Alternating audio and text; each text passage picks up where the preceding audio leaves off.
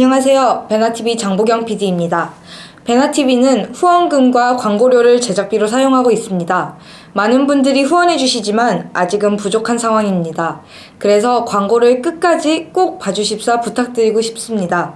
더불어 베나TV 영상이 널리 알려지도록 공유도 많이 해주세요. 감사합니다.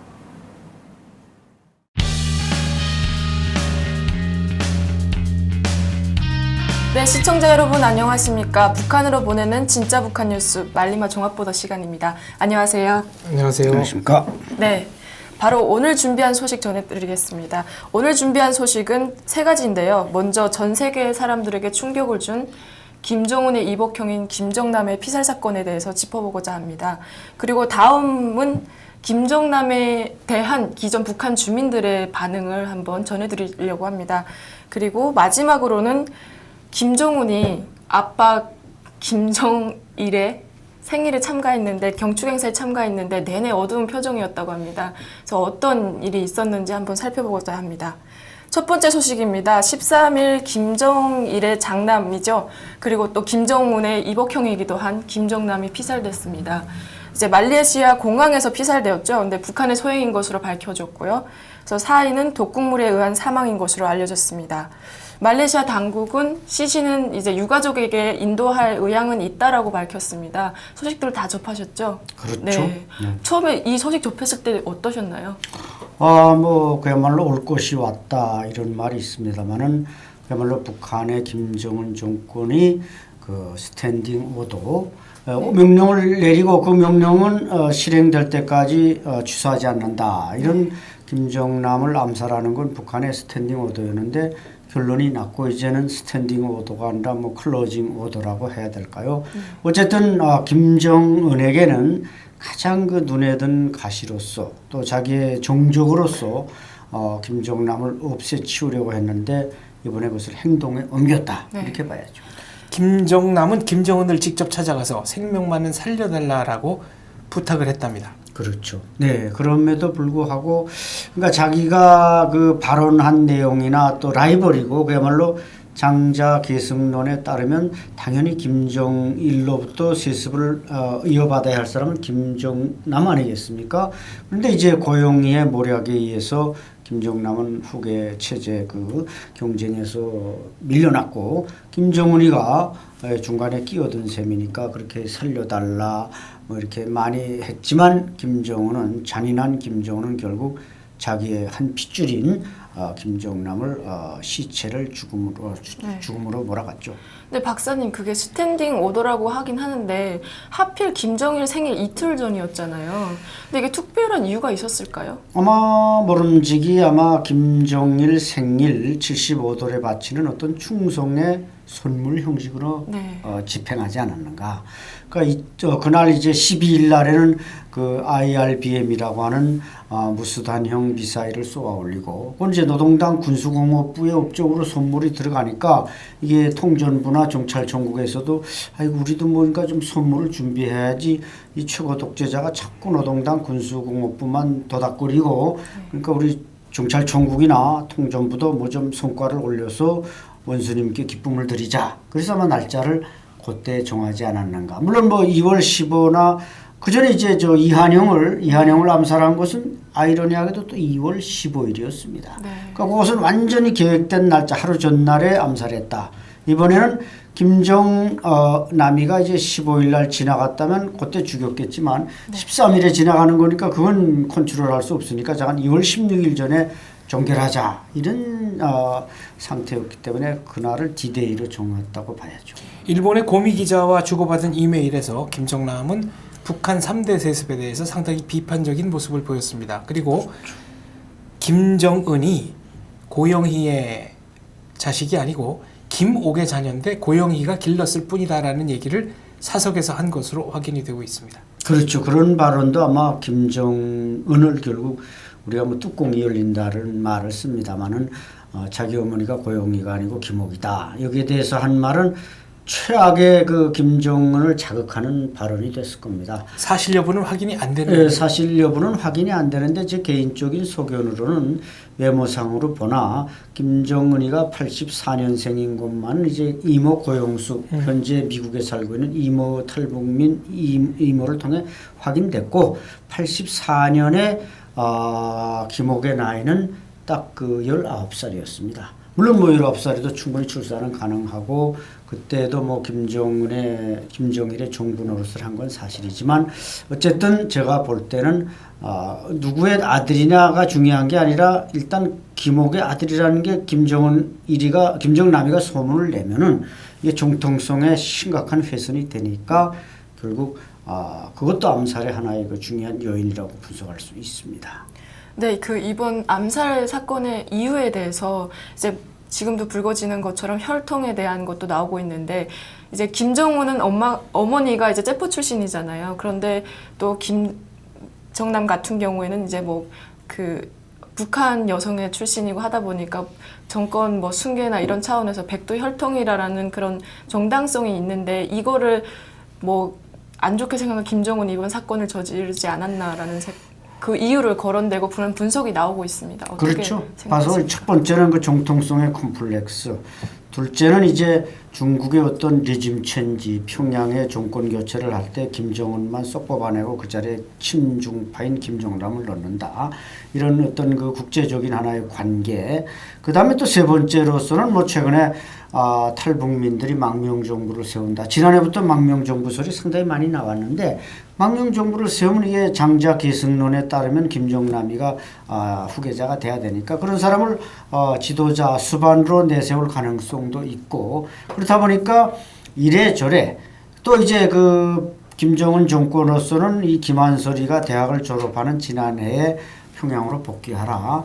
그 돈을 이제 대학 들어갈 때는 뭐 어느 정도 입을 다무는 조건으로 학비나 생활비를 보내줬는데 지난해 이제 그 김한솔이 파리 정치대학을 졸업하고 옥스퍼드 대학에 이제 합격을 했는데 그러니까 평양에 좀 등록금이랑 좀 대달라니까 북한이 무슨 소리냐 들어오기로 돼 있지 않냐. 그러니까 빨리 들어오라. 근데 김정남이 평양에 들어가면은 이것은 뭐 거의 감옥에 들어가는 거나 똑같으니까 본인으로서는 들어갈 수가 없고 그래서 이제 그 디데이는 다가왔고 우리 뭐 2월 초까지 들어오라. 김정일 생일 75일 전에 들어오라. 그런데 뭐 김정남은 죽어도 들어갈 수가 없죠. 이런 복합적인 요인들이 결국 북한으로서는 김정남을 암살할 수밖에 없었다. 이렇게 보는 거죠. 김정남 가족에 대해서 안위를 걱정하는 사람들이 많습니다. 예, 그렇죠. 지금 뭐 이혜경 씨나 이런 가족들 말이죠. 또 김한솔 군. 특히 아마 제가 볼 땐 가족 중에서 북한이 아마 위해한다면은 영순위가 김정남이었다면 1순위는 김한솔이라고 생각합니다. 왜냐하면 네. 김한솔이 워낙 똑똑하고 김정은 3대 세습을 날카롭게 비판한 사람인데 아버지까지 죽여놨으니 김한솔이 얼마나 분노하고 있겠는가. 그리고 또 김정남은 그동안 다른 사람은 전혀 모르는 김정은이나 그 형제 또 고용에 대한 뭔가 많은 자료를 비밀 자료를 알고 있을 것이고 그것을 언젠가 나를 공격해 올 때 카드로 써먹기 위해서 책에 써놨든지 녹음을 해놨을 가능성이 높습니다. 그것을 김정남이가 누구에게 맡겼겠습니까? 김한솔에게 맡겼을 가능성이 높습니다. 자기 장자니까 일단. 그래서 아마 북한이 그 자료를 빼앗아내기 위해서라도 또는 그 김한솔의 입을 막기 위해서라도 다시 또 제2의 암살 대상자로 정할 가능성은 대단히 높다고 봅니다. 네.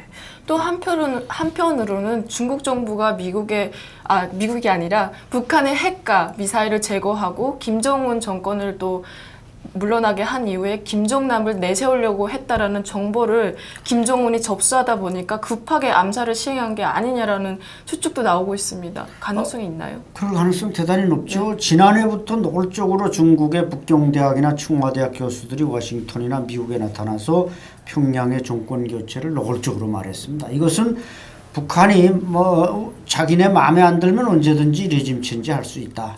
그것은 결국 뭐 하나의 정권 전체를 사회주의 정권을 바꾼다는 게 아니라 김정남만 쏙 뽑아내고 정은이만 그래서 이제 핀센트 레짐 체인지라고 저는 부르는데 딱 쏙아내고 중국식 시장 경제 개혁 개방을 가장 선호하고 열렬히 찬미해 왔던 사람이 바로 김정남입니다. 또 북한의 정치 문화상 장자 계승론에 따르면 당연히 김정남이가 돼야 되는데 이 중간 새치기에서 들어온 김정은이니까 뽑아내고 김정남을 씹은 것이 북한 주민들에게 호응을 받을 수도 있고, 그런 면에서 볼 때는 중국의 대안은 과거엔 뭐 장송택이었다면 장송택이 1차적인 친중파로서 제고되고, 지금 대안은 김정남이가 있는데 이 사람은 아주 노골적으로 중국의 개혁개방, 시장사회주의 이걸 지지해 왔습니다. 그러니까 만약에 김정은을 속아내고 김정남 안 치면 핵 포기하고 중국식 개혁개방으로 나간다? 이건 뭐 아주 불을 보듯 뻔한 일이니까 국제관계, 국제정치에서 보면 중국이 김정남을 백업했다는 건 당연한 일이죠. 말레이시아 당국의 부검 결과가 아직 발표되지 않고 있습니다. 미국은 말레이시아 당국의 발표에 따라 북한을 테러 지원국으로 재지정하는 문제를 심각하게 검토하겠다 이렇게 말했습니다. 예, 아마 이번에 아닌 게 아니라 이 암살이 북한에 의해서 뭐 거의 지금 뭐 10중 8구 북한이라는 게 드러나지 않았습니까? 드러날 경우 아마 과거 해제했던 테러 지원국을 재지정할 것입니다. 지금 유엔의 지금 제재가 지난해 두체라의 핵실험 이후 4차 5차 핵실험 이후 지금 유엔의 제재가 가장 강도 높게 나가는데, 이것이 테러 지원국으로까지 재지정되면은 북한은 사실 어떻게 보면 기사회생하기 어렵다. 여기 중국이 최근에 북한의 그 무연탄 수입을 전면 금지한 것도 그게 보조를 맞추기 위한 이런 이제 사전 행동이라고 볼 때, 북한이 테러 지원국으로 재지정되면은 아마 이라크나 리비아나 이런 나라처럼 수순을 밟지 않겠는가, 그렇게도 전망이 됩니다. 말레이시아 당국의 공식 발표가 늦어지는 이유가 있겠습니까? 아마 그 지금 독극물의 독침이나 이 독마스크에 의한 사례는 거의 확실히 다 드러나지 않았습니까? 독극물의 성분이 지금 말레이시아 의학술로서는 해명이 안 되니까 이걸 워싱턴으로 보내서 이제 돌아온다고 하는데, 사실 독극물이 어떤 종류인가는 별 의미도 없고, 또 독극물의 최신형들은 체내에 흡수되면서 이것이 이제 호흡기관으로 들어가느냐 소화기관으로 들어가느냐 혈관으로 들어가느냐에 따라 차이가 있지만, 일단 호흡기로 들어가는 독약은 제일 그 해소가 또 잘 되는 그런 독약도 개발했다고 할 때, 미국이 그 자리를 넘겨주기 위해서 말레이시아가 지금 이 발표를 미룬다는 것은 우리가 설득력이 없지 않지만, 일단 북한 공작원 4명 레귤러 이 말하면 그 스파이들이 평양으로 들어간 게 확인이 되지 않았습니까? 뭐 두바이라든지 뭐 블라디보스토크 몇 군데를 거치면서 동선 세탁을 했지만 일단 평양에 들어간 건 100% 맞는 일이기 때문에 아마 그걸 좀 더 확인하고 발표를 하려고 조금 미루는 것 같습니다. 네, 그럼 국외나 국내에도 보면은 수많은 고위 간부 출신 탈북자들이 많지 않습니까? 근데 이번에 김정은이 보면은 자기 권력 승계나 이런 데 위협이 되는 존재들을 제거하기 시작하는데, 이 행보가 확대될 가능성도 있나요? 암살 행보가? 충분히 있습니다. 네. 이번에 아마 북한이 김정남을 이렇게 암살한 것은 지난해 이제 그 태영호 공사가 와서 북한을 많이 폭로하니까 김정은 정권이 심대한 타격을 입었거든요.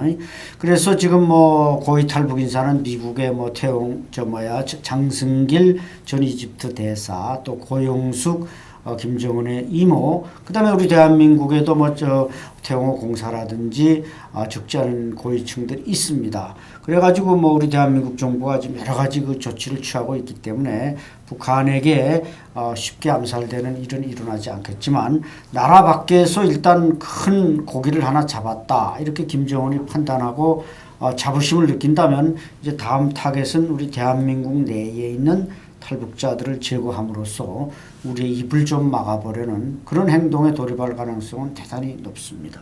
네, 또 혹은 다음 대상은 김평일이 아니겠냐라는 분석도 있는데 가능할까요? 글쎄, 김평일은 뭐 일단 북한의 공직자고, 이 김정남은 좀 이렇게 약간의 부하방탕한 생활을 했기 때문에 북한으로서는 뭐 죽인 데 대해서 어떤 정당성을 찾으려 하지만, 그래도 그걸 암살한다는 건 절대로 있을 수 없는 일인데, 아마 김평일은 그동안 많이 자제해왔고 입을 조용히 다물고 있었기 때문에 북한이 쉽게 죽이지는 않겠지만, 또 일부 탈북단체, 지금 런던이나 LA나 있는 탈북단체들이 망명정부를 세우는데 이런 김평일이나 김정남을 거론했기 때문에 김평일도 없애버리는 게 좋다 생각한다면 그것도 행동에 옮길 수 있는 가능성은 있습니다.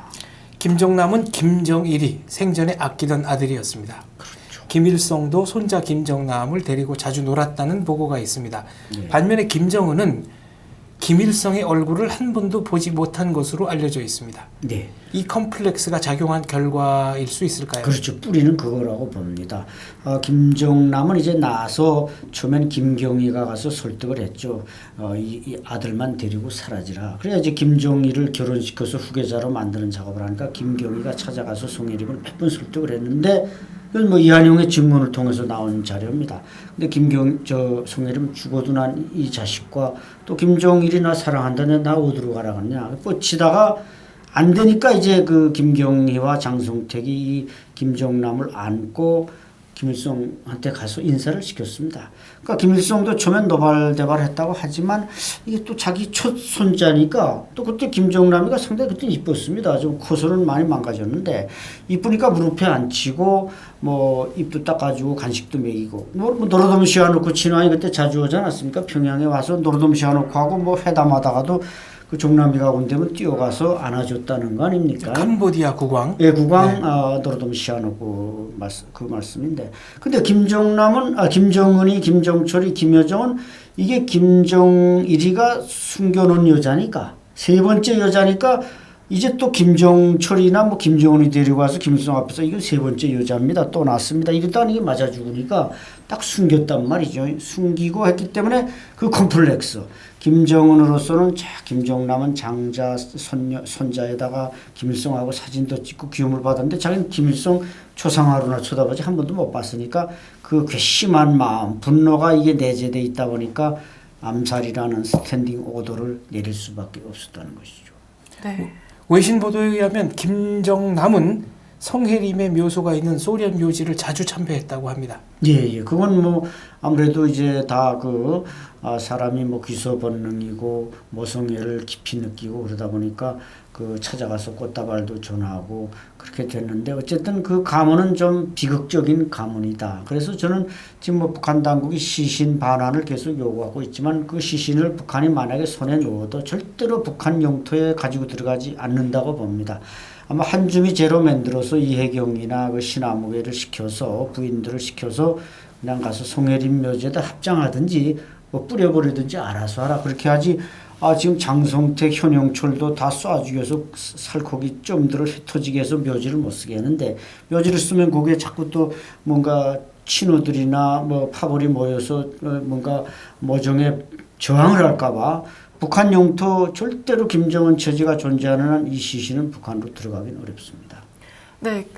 중국이 보호를 하던 김정남이 피살됐잖아요. 그러면 앞으로 북중 관계에도 어떤 영향을 미칠까요?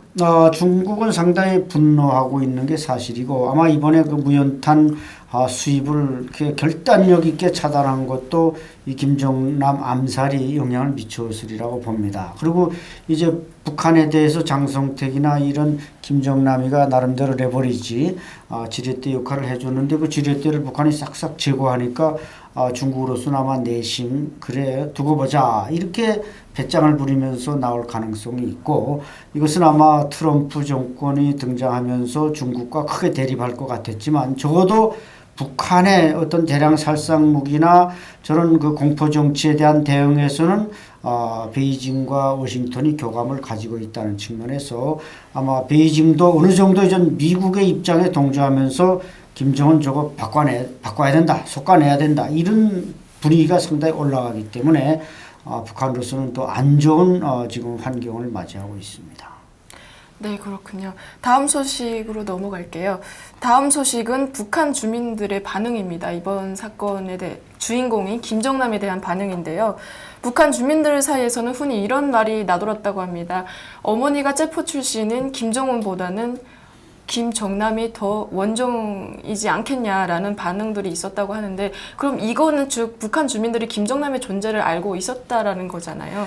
물론 일부 주민들이긴 하지만 김정남의 그런 그동안의 북한에서의 행적이 어떻게 되는지 설명 좀 부탁드립니다. 글쎄 아무래도 뭐 북한은 그 이제 김일성 가계나 김정일 가계, 김씨 왕조 가계를 말하는 건 정치범 수용소에 가는 일인데 그럼에도 불구하고 우리가 거기 있을 때 뭐 저는 김정일 시대까지만 경험해 봤지만 김일성의 아들이 뭐 김평일이다, 무슨 뭐 김영일이다, 딸은 김경진 그런 얘기하면 절대 잡아가질 않았어요. 네. 뭐 별로 욕하지 않았어요. 근데 김정일에 대한 얘기는 하면 이거 잡아갔단 말이죠. 그 이유는 바로 여자를 여러 명 두고 거기서 자식이 여럿이다 보니까 그게 이제 폭로되는 게 두려워서 북한은 김정일의 가계를 논하는 걸 10대 원칙에 정해서 한 거지 김일성 가계를 말하는 건 괜찮았다 이거죠.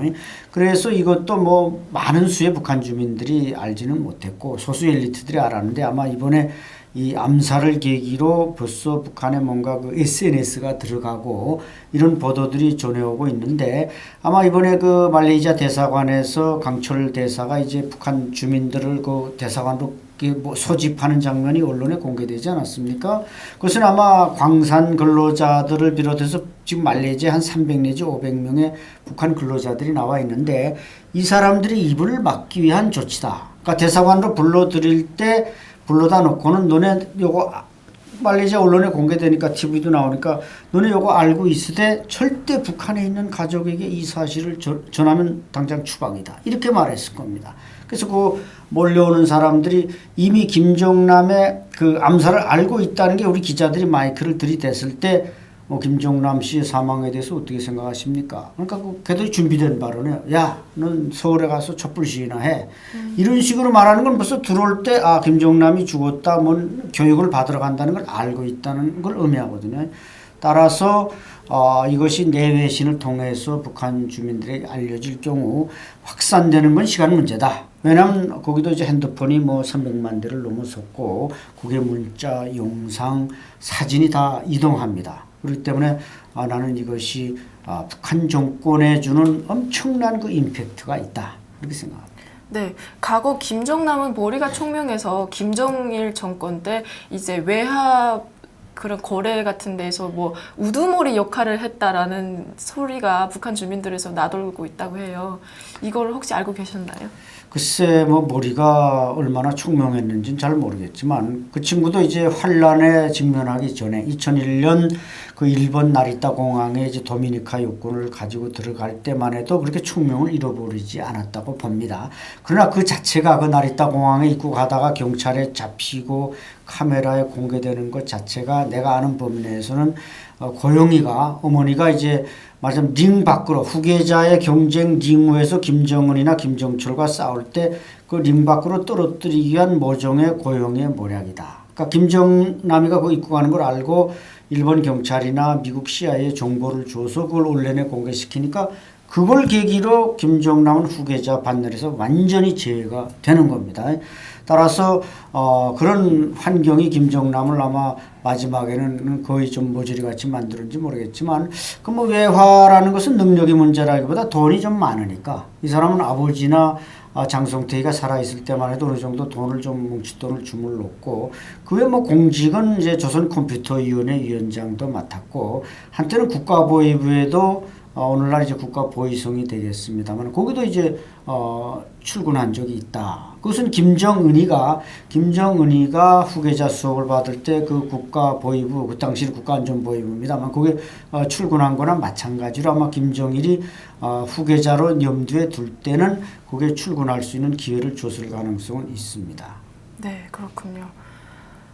그 마지막 소식으로 넘어갈까요? 혹시 더 추가적인 질문하실 게 있나요? 마지막 소식으로 가시죠. 네, 예, 알겠습니다. 마지막 소식입니다. 북한 김정은이 아버지 75돌 경축 행사에 참가해서 내내 어두운 표정을 지었다라는 소식 접하셨나요?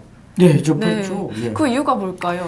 글쎄 그 표정을 참 재밌는데 장성택이 죽었을 때와 그 표정과 이번 그 75돌 경축 보고대회 거기서 주석단에서 한 표정을 비교해 보면은 장성택이 사망했을 때는 표정 관리가 좀 됩니다. 네. 뭐 이거 약간 지금 내가 슬퍼해야 될까 하면서 고민하는 흔적이 보이는데 이번 표정은 완전히 그냥 표정 관리가 안 되는 분노에 가득 차서 그냥 이 뚜껑이 열리기 직전처럼 보였단 말이죠. 그래서 저는 그 표정을 두 가지로 해석했는데 첫째, 이 자식들이 이거 시키는 일도 하나 제대로 못해. 이런 분노. 그러니까 시켜놨는데 다 탄로가 나고 잡히고 해서 망신당했다. 물론 그때까지 이제 북한 공작원은 체포되기 전이지만 일단 김정은도 이게 발단이 되면 터진다는 건 좀은 알겠죠. 또 두 번째는 이 새끼들이 이거 방송에서 이런 거 쓰면 되는지 모르겠고 김정은이 그렇게 말했을 겁니다. 이 새끼들이 이거 시키지도 않는 일을 해서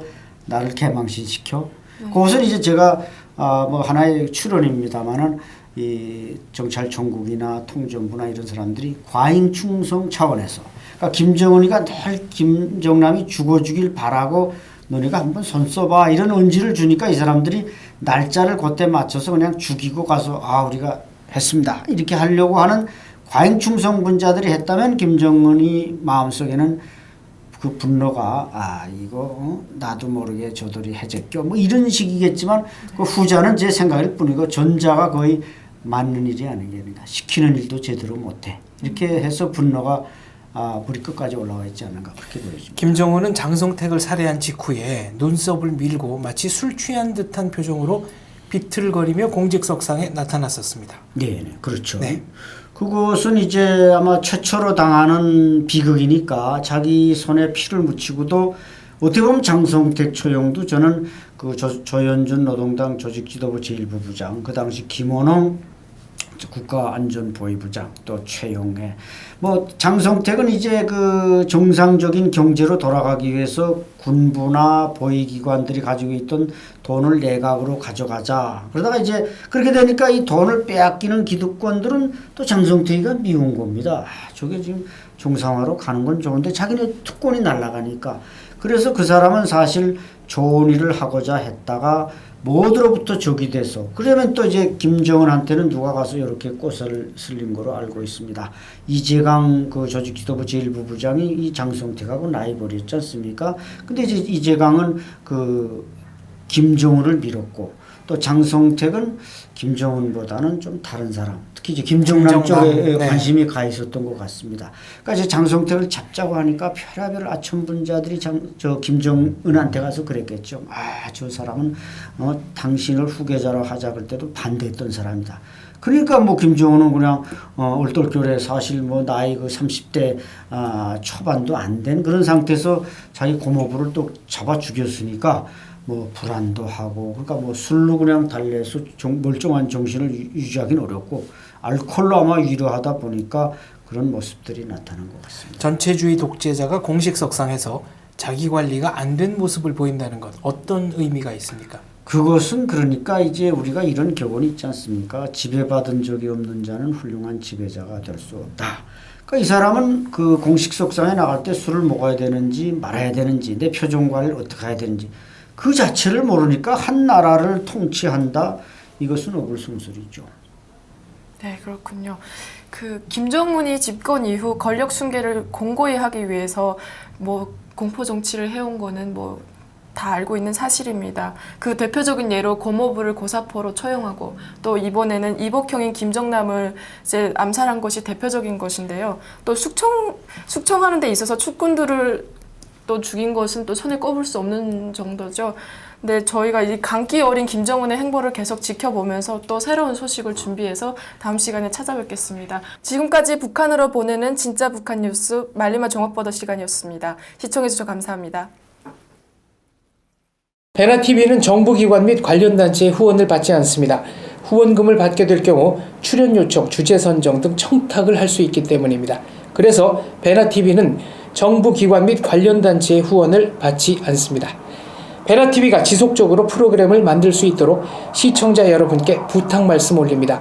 시청자 한 분이 한 달에 1,000원씩 후원해 주시는 111 캠페인 많이 도와주시기 바랍니다. 그리고 후원해 주시는 여러분들 감사합니다.